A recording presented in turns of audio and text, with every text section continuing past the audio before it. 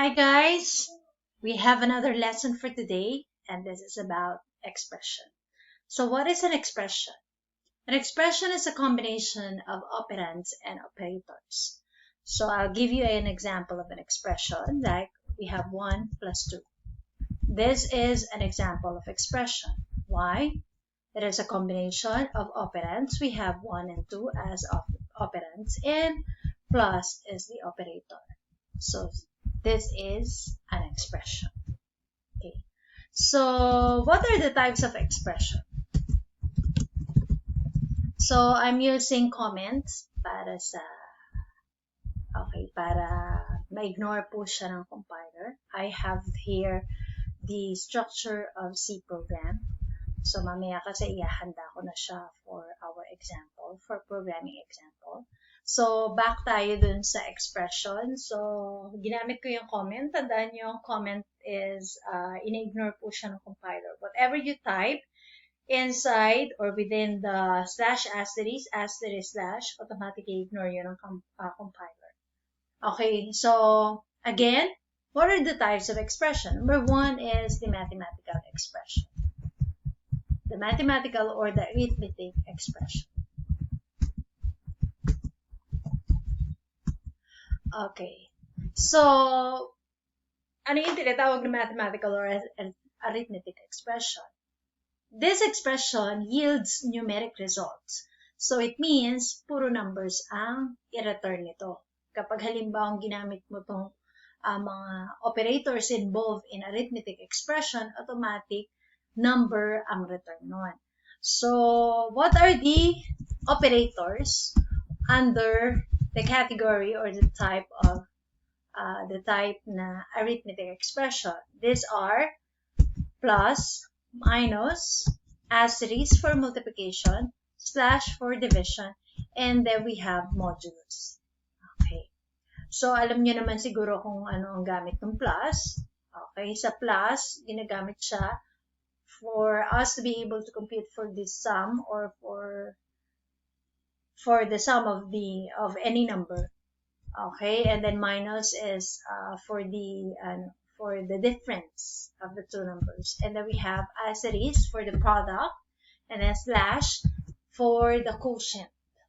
Okay, and then modulus is for the remainder. So, yung dalawa, yung slash at saka modulus, actually magkamag-anak siya. Why? If you have 5, divide by 2. And if you have 5 modulus 2, you will have different results. Bakit? Okay, pag 5 divide by 2, automatic ilan ba ang 2 sa 5? Automatic you'll have 2. Okay? So, yun yung pinaka-quotient niya. Pag 5 modulus 2, automatic ang remainder ang kinukuha. So, ibig sabihin, pag modulus ang ginagamit mo, it yields, okay, or it returns the remainder of the two numbers. So, sa 5 and 2, ang remainder niya ay 1. Okay, so kapag 5 divide by 2, okay, so we have 2, okay, and then matitira ang ka, dahil 2 times 2 is 4, ang matitira sa iyo ay 1. So, the remainder is 1. So, basic yan. Okay, ito lang naman ng new. Okay, and then another type is yung tinatawag na relational operator expression. Sa relational expression, it yields Boolean results. Pag sinabing Boolean, okay, named after the inventor or the one who develops this Boolean values, si George Boole ang naka-invento nun. And then once na sinabi mong Boolean values, it's either true or false o kaya naman 1 or 0. Okay, ganun lang. And then, ang mga operators involved kapag relational expression, of course, you have greater than, less than, greater than equal, less than equal, equal, and then you have the not equal. Okay, there's a difference between not single equal and the double equal. Ang single equal is actually an assignment operator. Okay, ang tawag sa kanya ay assignment operator. It assigns the values on the right side dun sa value na nasa left or variable na nasa left. Whereas, kapag ginamit mo yung double equal, it is used for comparison. Parang tinatanong mo kung equal ba silang dalawa. Okay, so halimbawa, you have A equal to 1, and then you have A equal to 1. Okay, magkaiba ang sagot niyan. Ito, hindi ito nagre-return ng Boolean values. Okay, ibig sabihin, ina-assign niya si 1 sa may gaya na ang pangalan ng A. Okay, sa variable A. Samantalang kapag A equal to 1, ibig sabihin, you are comparing if the laman of A, na variable A, is equal dun sa integer value na 1. Okay, so there's a difference.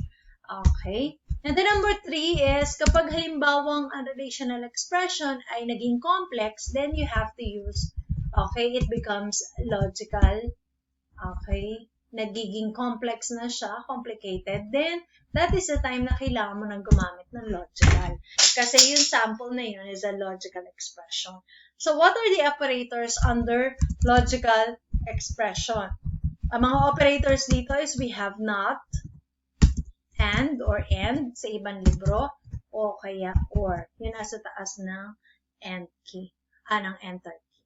Okay, so paano siya gamitin? Pagka sinabi mo not true, ibig sabihin ang sagot ay false. Not false, automatic, the answer is true.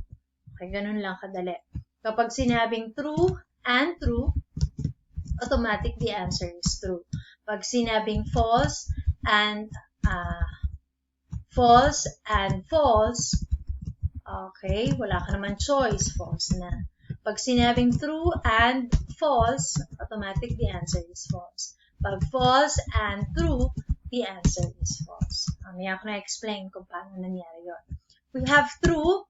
Okay, kapag naman or ang gamit natin, we have true or true. Automatic, the answer is true. Wala kang choice. False or false. Okay, false pa rin ang sagot. We have true or false. The answer is true. And then we have false or true. The answer is true. Ano napansin mo? Sa AND operator, kapag merong isang false, automatic false na. Kabaliktaran na sa OR. Kapag isa lang ang true, automatic true na. Okay, walang pinagkaiba. Pagka true, pagka isa lang ang false, isa lang ang nag-stand out na false, at gumamit ka ng AND operator, automatic kahit saan katutak na true yan. Basta may nag-stand out na isang false, automatic false na. Sa true, sa OR, kapag ang ginamit mo ay OR at merong isa, kahit isa, okay, na nag-stand out ng true, automatic true na ang sagot. Okay, so yun ang mga, yun ang tinatawag. Meron tinatawag na bitwise operator, pero usually ginagamit sa C++ yun. But for our Prog 101, hindi muna natin i-discuss yun. Let us use the 3 expressions, okay, na ginagamit dito sa Prog 101 for the meantime. Okay, now, eto, paano naman i-solve? For example, I was given a mathematical expression. Paano siya i-solve? For example, okay, ibigay tayo ng example. Example, binigyan ka ng 5 plus 2 times 3 modulus 4, and then minus 2. Okay, paano yan? Paano i-solve? Okay, meron tinatawag, kapag halimbawa nagsama-sama ang mga operators, meron tayong tinatawag na order precedence. Kung paano siya i-solve. So, order precedence, inuuna ang parentheses. Parang PEMDAS nung high school ka. And then, sumunod ang asterisk, slash, and modulus. Silang tatlo magkakapantay. Kapag sila ay nagkasabay-sabay, okay, automatic from left to right ang solving. The same with plus and minus. Okay, sila ay magkapantay. Automatic, kapag sila ay nagkasabay-sabay, automatic from left to right ang solving. Okay, now, let us solve the example. 5 plus 2 times 3 modulus 4 minus 2. Paano siya i-solve? Una muna, okay, tingnan mo muna yung order precedence sa mga operators. Sa given natin, ang magkapantay is yung asterisk at saka modulus. Sila ay magkapantay according sa order precedence. Kapag ganito, unahin mo muna from left to right ang solving. We have left to right. Okay, so ibig sabihin, dito sa tatlong to na operands, uunahin mo ang 2 times 3. So ibig sabihin, you have 6. Okay, so we have 5 plus, mas maganda yung habit na isinusulat mo kasi posible may makalimutan ka. Okay, and then natanggal na si asterisk and then we have minus 2. Yan ang expression mo. And then next is yung 6 modulus 4. May remainder ba? Okay, so kapag 6 modulus 4, automatic ang remainder niyan is 2. Okay, so you have 2. And then, nalinis na siya. 5 plus 2, and then minus 2. Okay, now, 5 plus 2, we have 7, minus 2, and then you have 5. So, yun. Ganun ang sagot. Okay? So, halimbawa, I have another example. We have 10 modulus, and then we have 5 minus 3, okay, slash 2, and then we have times 2. Okay, paano ko isa-solve yan? Una, isa-solve mo muna yung nasa loob ng parentheses, which is ito. Tatanggalin mo muna ang parentheses. So, sa kanilang dalawa, si minus at saka si slash, sa order precedence, mas mataas si slash. And then, kapag ginamit mo ang slash, it takes the quotient. So, ibig sabihin, 3 divided by 2 is 1. Okay? And then, you have 5 minus. Okay. So, hindi pa rin naaalis. Okay? Hindi pa rin naaalis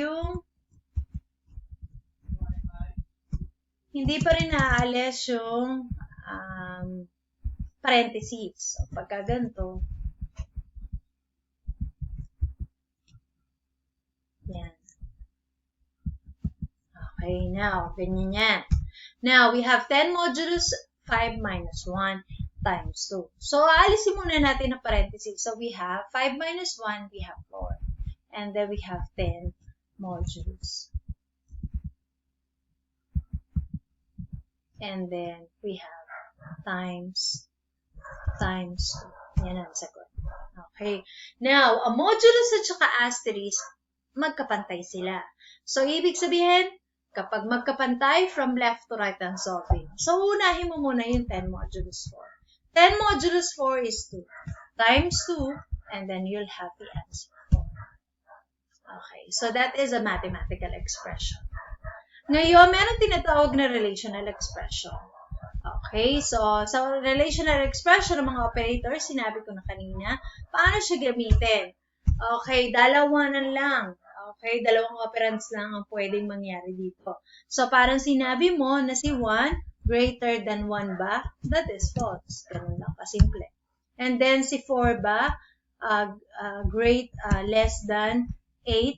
Sasabihin mo lang ito. Ganun lang siya. And then, is 4 not equal to 4 ba? That is false. Equal sila. Okay, ganun lang kadali.